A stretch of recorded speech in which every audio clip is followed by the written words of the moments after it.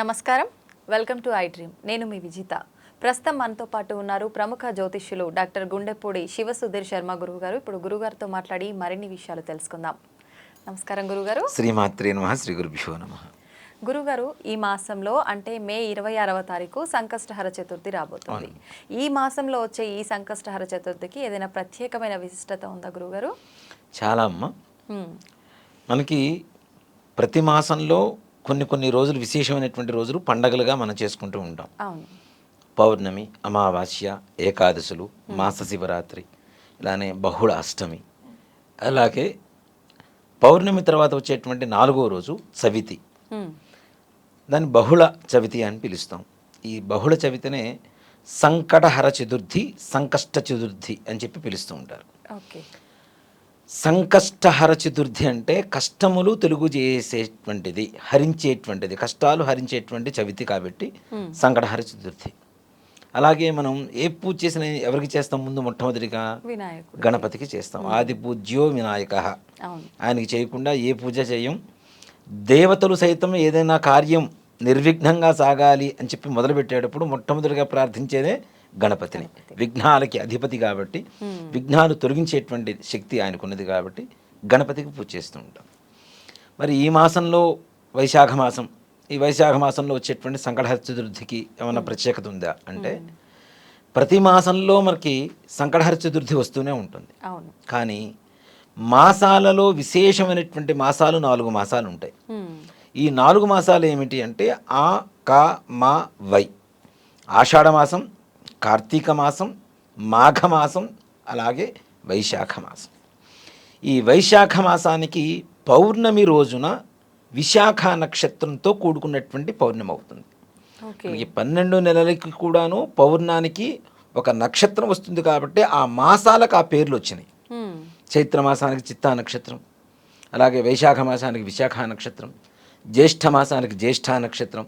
ఆ పౌర్ణమి రోజున ఆ నక్షత్రం వస్తుంది కాబట్టి ఆ మాసానికి మొత్తం కూడాను ఆ నక్షత్రం, నక్షత్ర అధిపతి ఎవరైతే గ్రహం ఉంటుందో వాళ్ళే అధిపతులుగా ఉంటారు. అలాగే వైశాఖ మాసానికి విశాఖ నక్షత్రం వస్తుంది కాబట్టి విశాఖ నక్షత్రాధిపతి ఎవరు అంటే బృహస్పతి, గురుడు. ఈ విశాఖ నక్షత్రాధిపతి గురుడు అయినటువంటి కారణం చేత వైశాఖ మాసానికి చాలా విశేషమైనటువంటి ప్రత్యేకత సంతరించుకుంది. ఎలా అంటే, మనకి ఏదైనా వివాహం కావాలంటే చూడండి, గురుగ్రహ అనుగ్రహం కావాలి, గురుబలం కావాలని చెప్తూ ఉంటాం. అలాగే మంచి విద్యా బుద్ధులు నేర్చుకోవాలన్నా, పరీక్షల్లో పాస్ అవ్వాలన్నా, అలాగే అనుకున్నటువంటి సకల కార్యాలు ఏదైనా ముందుకు వెళ్ళాలన్నా మనకి చదువు చెప్పినటువంటి గురువు గారి అనుగ్రహం ఎంత అవసరమో బృహస్పతి గ్రహాలలో బృహస్పతి గ్రహ అనుగ్రహం కూడా అంతే అవసరం. కాబట్టి ఈ మాసంలో ముఖ్యంగా ఇష్టమైనటువంటి రోజులు బృహస్పతికి ఉన్నటువంటి రోజుల కారణం చేత బృహస్పతి అనుగ్రహం ఈ మాసంలో వచ్చేటువంటి ఏ విశేషమైనటువంటి రోజులు కావచ్చు, లేదా 30 రోజులు కావచ్చు, ఏదైనా మనం ఒక ప్రత్యేకమైనటువంటి సంకల్పం చేసుకొని పూజ చేసుకుంటే తప్పనిసరిగా ఆ సంకల్ప సిద్ధి బృహస్పతి అనుగ్రహం చేత కలుగుతుంది అని చెప్పి ఒక ప్రత్యేకత ఉన్నది. కాబట్టి ఈ వైశాఖ మాసంలో వచ్చేటువంటి సంకటహర చతుర్థి ఏదైతే ఉందో అక్కడ గణపతి, బృహస్పతి అనుగ్రహం తప్పనిసరిగా పరిపూర్ణంగా కలుగుతుంది. కాబట్టి ఈ వైశాఖ మాసంలో వచ్చేటువంటి సంకటహర చతుర్థికి ప్రతి మాసం, ఇప్పుడు మనం కొంతమంది ఏం చేస్తుంటారంటే సంకటహర చతుర్థి వ్రతం అని చెప్పి ఒకటి ఉంటుంది. వ్రతము అంటే దీక్షగా ఉండడమే వ్రతం. దానికి కొత్తగా కథలు ఇట్లాంటివంటి ఏమి ఉండవు. పొద్దున్నే లేవటం, స్నానం చేయటం, చక్కగా పూజ చేసుకోవడం, గణపతికి ప్రీతిగా చతురావృత్తి తర్పణం అని చెప్పి 444 సార్లు, చతుహు అంటే 4, వృత్తము ఆవృత్తం అంటే 3 సార్లు, 3 4 ఎంత 444 అవుతుంది కదా వరుసన పేరిస్తే. అలా చతురావృత్తి తర్పణం అని చెప్పి గణపతికి చాలా ప్రీతికరమైనటువంటి తర్పణం. అందుకని మనం అర్ఘ్యం సూర్యుడికి వదులుతాం, అలాగే అభిషేకం శివుడికి చేస్తాం. విష్ణుమూర్తికి అలంకారంతో, అలంకార ప్రియో విష్ణు అంటాం. అలాగే గణపతి తర్పణ ప్రియో గణపతి అని చెప్పి శాస్త్రం ఉంది. పాలను తీసుకొని ఒక చిన్న ప్రదేశంలో చక్కగా నీళ్లు పెట్టి అలికిన తర్వాత దాని మీద కొద్దిగా బియ్య పిండితో ముగ్గు, పసుపు, కుంకుమ వేసి ఒక మంచి ప్లేట్ ఒకటి తీసుకొని, స్టీల్ది కావచ్చు, వెండిది కావచ్చు, వాళ్ళ శక్తికి తీసుకొని ప్లేట్ పెట్టేసి దాంట్లో క్షీరభాండం అంటాం, అంటే ఒక గిన్నె లేదా ఒక చెంబు మంచిది శుభ్రంగా కడిగి దానికి బొట్లు పెట్టి ఆ పాలను దాంట్లో పోసేసి చెంబులో పోసి ప్లేట్లో పెట్టేసేయండి.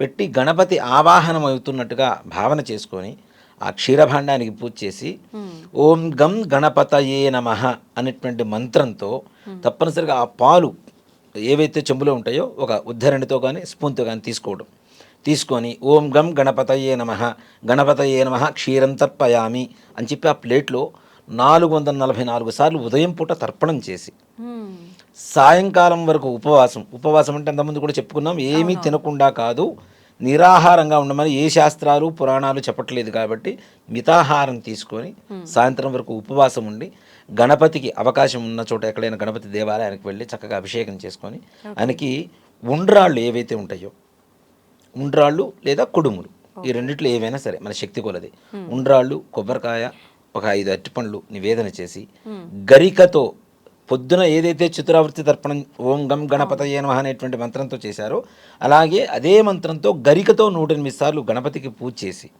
ఇవి నివేదన పెట్టి ఆ ప్రసాదం వాళ్ళు భుజించి అందరికీ ప్రసాదం పెట్టడం ద్వారా గణపతి పరిపూర్ణమైనటువంటి అనుగ్రహం కలుగుతుంది. వైశాఖ మాసంలో చేసేటువంటి సంకష్టహర చతుర్థికి ఈ విధంగా కనుక పూజ చేయగలిగితే చాలా విశేషమైనటువంటి సంకల్ప సిద్ధి జరుగుతుంది. గణపతికి మనం పెద్దగా ఖర్చు పెడుతున్నది కూడా లేదు, కొద్దిగా పాలు ఉదయం పూట మనం పూజ చేసుకుంటాం, సాయంకాలం కుడుములు కానీ ఉండ్రాళ్ళు కానీ కొబ్బరికాయ ఇవి. ఇక్కడ ముఖ్యంగా గణపతికి పూజ చేయడం ద్వారా వైశాఖ మాసంలో బృహస్పతి అనుగ్రహం ఎంతైతే కలుగుతుందో గణపతి ఎవరికి ఏ గ్రహానికి అధిపతి అంటే కేతుగ్రహానికి అధిపతి. ముఖ్యంగా ఈ చర్మ వ్యాధులు, రక్త సంబంధమైనటువంటి అనారోగ్యాలు, ఈ స్పాటక మచ్చలు అని చెప్పి మొహం మీద వస్తుంటాయి కొంతమందికి, ఇలాంటి వాళ్ళకు కూడా గణపతి ఆరాధన ద్వారా తప్పనిసరిగా వీరికి ఒక మార్గం అనేది కనబడుతుంది. అనారోగ్య పరిస్థితి నుంచి కూడా బయటపడటానికి ఇదిగా ఉంటుంది. అలాగే పిల్లలు ఎక్కువగా క్రోధంగా ఉండడం చేత అంటే కోపంగా ఉంటారు కదా, ఆ కోపంగా ఉండేటువంటి వాళ్ళని కూడా కంట్రోల్ చేసేటువంటి శక్తి గణపతికి ఉంటుంది. గరిక అని ఎందుకు చేస్తాము అంటే గరిక కేతుగ్రహానికి ప్రతీక. దర్భ మనం అందరం తెచ్చుకోలేం కాబట్టి గరిక తీసుకొచ్చి గణపతికి చేయడం ద్వారా ఇక్కడ కేతుగ్రహ అనుగ్రహం కూడా కలుగుతుంది. కేతువు వైశాఖ మాసంలో బృహస్పతి, సకల విఘ్నాలకి అధిపతి అయినటువంటి గణపతి, ముగ్గురి అనుగ్రహం కలిగి అంటే గ్రహాలకి మూల దేవత కాబట్టి కేతుగ్రహానికి మూలాధిపతి కాబట్టి, అంతేకాకుండా గణపతి మనం చేసేటువంటి మూలాధార చక్రాలు ఏవైతే చేస్తూ ఉంటామో యోగా చేస్తూ ఉంటామో వాటిల్లో మొట్టమొదటిగా గణపతి అధిపతిగా ఉంటాడు. ఆయన అనుగ్రహం కలిగితే మనకి జ్ఞానం అనేది విశేషంగా కలుగుతుంది. జ్ఞాపక శక్తి పెరగటం, అలాగే మంచి విద్యాబుద్ధులు రావటం, అనుకున్న సకల సంకల్ప సిద్ధి. ముఖ్యంగా విదేశాలు వెళ్ళాలి అనుకునేటువంటి వాళ్ళకి ఈ వైశాఖ మాసంలో వచ్చేటువంటి సంకటహర చతుర్థి చాలా విశేషమైనటువంటి చతుర్థి. దేనికి అంటే కన్యారాశిలోనే ప్రస్తుతానికి గణపతి ఉన్నాడు. హస్తా నక్షత్రాన్ గణపతి పుట్టింది హస్తా నక్షత్రంలో, హస్తా నక్షత్రం కన్యారాశిలో ఉంటుంది, కేతుగ్రహం ఆటోమేటిక్గా అదే రాశిలో ఉంది. కాబట్టి విదేశ ప్రయాణాలు చేయాలనుకునేటువంటి వాళ్ళకు కూడా తప్పనిసరిగా ఈ యొక్క వైశాఖ మాసంలో వచ్చేటువంటి సంకటహర చతుర్థి చాలా విశేషమైనటువంటి ఫలితాన్ని ఇస్తుంది. ఓకే. అయితే గురుగారు చాలా మంది ఇప్పుడు మీరు అన్నట్టుగా ఈ వ్రతం దీక్ష ఆచరిస్తుంటారు, వాళ్ళు ఒక్క మంతే చేస్తే సరిపోతుందా, కొన్ని నెలలు ఇట్లా చేస్తుంటారు అంటే ఒక సంవత్సరం పాటు చేస్తూ ఉంటారు. అది నిజంగా అలా చేసి మనం ఇన్ని నెలలు అనుకొని మనం వ్రతం చేసి ఈ వ్రతం తర్వాత ఉద్యాపన అనేది ఉంటుంది తప్పనిసరిగా. గణపతి సంకటహర చతుర్థి వ్రత ఉద్యాపన అనేది ఉంటుంది. దానికి ఆ ఉద్యాపన కూడా ఏం చేస్తారు అంటే ఒక చిన్న మన గంప అంటాం, అంటే వెదురు బద్దలతో తయారు చేస్తూ ఉంటారు. దాని నిండా ఒడ్లు పోసి దాని మీద ఒక మారేడు దళాలు చిన్నవి వెండి అమ్ముతుంటారు మనకి. అవి నిజమైనటువంటి లైవ్ లో ఉండేటువంటి మారేడు దళాలు. ఇవి ఒక వస్త్రం, ఒక యజ్ఞోపవీతం ఇలాంటివి బ్రాహ్మడికి దానం ఇస్తే వ్రత ఉద్యాపన పూర్తయిపోతుంది. అంటే మనం అనుకునేటువంటి సంకల్ప సిద్ధి జరిగిపోయింది కదా, అయిపోయినప్పుడు మరి ఉద్యాపన చేయాలి కదా మనం తప్పనిసరిగా. అంటే మనం ఏదైనా అనుకున్నది అయ్యే వరకు అసలు తప్పనిసరిగా ఒక మాట చెప్పాలి అంటే గణపతి అనుగ్రహం చాలా తొందరగా జరుగుతుందమ్మా. అది కూడాను 11 నెలలు అనుకుని చేస్తే 100% 11వ నెలలో పూర్తి అయిపోతుంది. 12వ నెలలో ఉద్యాపన చేసుకోవచ్చు. అంతవరకు కూడా వెయిట్ చేయాల్సిన అవసరం లేదు గణపతికి. ఆయన లక్ష్మీ గణపతి, హేరంబ గణపతి, అలానే సిద్ధి గణపతి, బుద్ధి గణపతి, ఉచ్చిష్ట గణపతి అనేటువంటి ఒక అనుష్ఠాన విధానం చాలా ఉత్కృష్టమైనటువంటి విధానం. మ్మ్.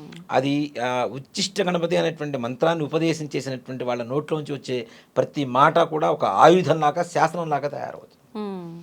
ప్రపంచంలో ఎక్కడెక్కడో ఉండేటువంటి వ్యక్తులంతా కూడాను వీళ్ళకి సంబంధం లేనటువంటి వ్యక్తులు కూడా వీళ్ళకి పరిచయం అవుతూ ఉంటారు. అంత శీఘ్రమైనటువంటి వశీకరణ కలుగజేసేటువంటి మంత్రమే ఈ యొక్క ఉచ్చిష్ట గణపతి. గణపతి దగ్గర అంటే చాలామంది అనుకుంటారు గణపతి గణపతి విఘ్నానికి అధిపతి, మనం కార్యాంగ దిగ్విజయం కోసం చేస్తున్నామని. సకల ధన జన వశీకరణాధిపతి గణపతి అవుతున్నాడు. మ్మ్. లక్ష్మి గణపతి కదా.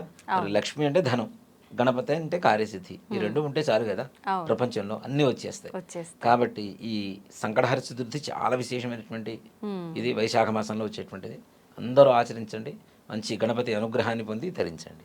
చక్కగా వివరించారు గురుగారు. ధన్యవాదాలు. శ్రీమాత్రే నమః. శ్రీ గురుభ్యో నమః.